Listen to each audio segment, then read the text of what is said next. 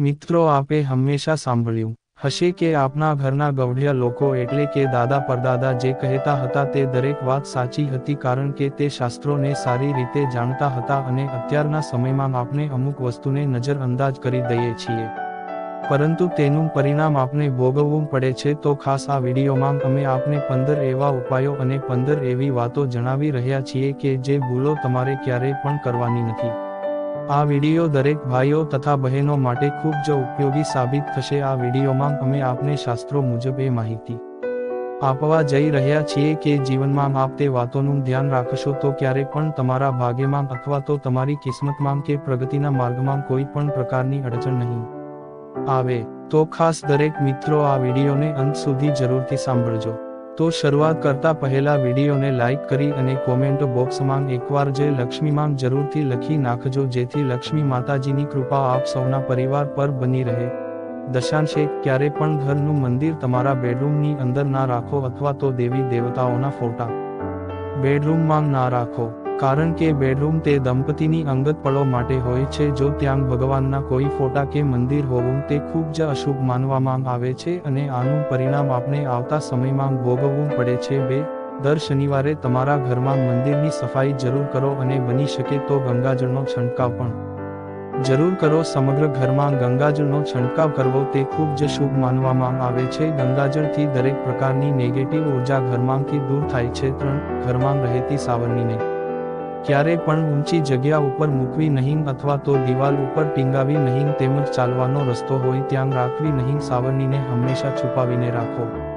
Bed નીચે કે sofa નીચે તમે રાખી શકો છો. સાવરણી માથે પગ દઈને ચાલવું ખૂબ જ અશુભ માનવામાં આવે છે.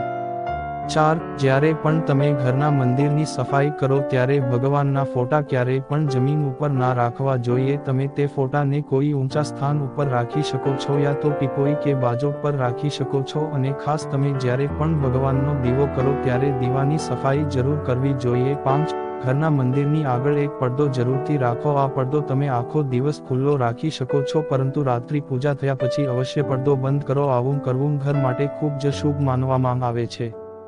6. પૂજા રૂમમાં રોજ એક કપૂર જરૂરથી સળગાવવું જોઈએ. કપૂરથી સમગ્ર ઘરમાં પોઝિટિવ ઉર્જા જળવાઈ રહે છે, તેમજ કપૂરની સુગંધથી ઘરમાં સુખ શાંતિ આવે છે, તેમજ દરેક પ્રકારના રોગનો નાશ થાય.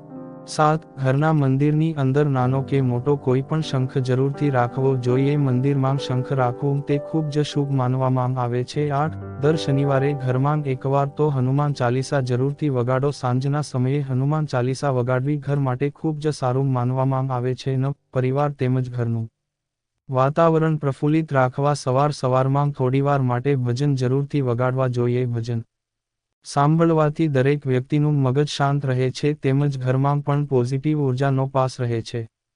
10. ઘરના મંદિર આગળ ક્યારેય પણ અપશબ્દ બોલવા નહીં. જે પણ ઘરમાં મંદિરની સામે અપશબ્દો બોલવામાં આવતા હોય તે પરિવારની સુખ શાંતિ થોડા જ સમયમાં દૂર થવા લાગે છે, તેમજ પરિવાર પણ ટૂંક સમયમાં વિખૂટો પડવા લાગે છે. 11. કોઈ પણ બંધ થયેલી અથવા તો તૂટી ગયેલી ઘડિયાળ ક્યારેય પણ દિવાલ ઉપર ન રાખો. ઘરમાં બંધ અથવા તો તૂટી ગયેલી ઘડિયાળ અશુભ માનવામાં આવે છે. 12. જ્યારે પણ તમે બજારમાંથી નવી સાવરણી ખરીદીને લાવો ત્યારે તેનો ઉપયોગ શનિવારે જ કરવો જોઈએ તેવું શાસ્ત્ર મુજબ કહેવામાં આવે છે. 13. ઘરના કોઈ પણ ખૂણામાં ક્યારેય પણ કરોળિયાના જાળા ન થવા દો. કરોળિયાના જાળા ઘરમાં થવાથી ભાગ્યમાં બાધા આવે છે, તેમજ ઘરમાં કંકાસ પણ વધે છે, જેથી હંમેશા ખાતરી કરો કે ઘરના કોઈ પણ ખૂણામાં કરોળિયાના જાળા ન હોવા જોઈએ. 14. દરવાજાની બારશાક પાસે ઊભ રહીને કોઈ પણ શુભ કાર્ય ના કરવું જોઈએ અથવા તો કોઈને વસ્તુ આપવી કે લેવી પણ ના જોઈએ. હંમેશા ઘર અંદર અથવા તો ઘરની બહાર ઊભું રહેવું, બારશાક પર ઊભ રહેવું અશુભ માનવામાં આવે છે. 15.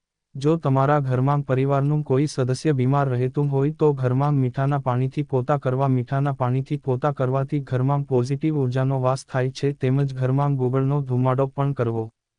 જો મિત્રો તમને આવા વિડીયો જોવા ગમતા હોય તો વિડીયોને લાઇક કરી ચેનલ સબસ્ક્રાઇબ કરો.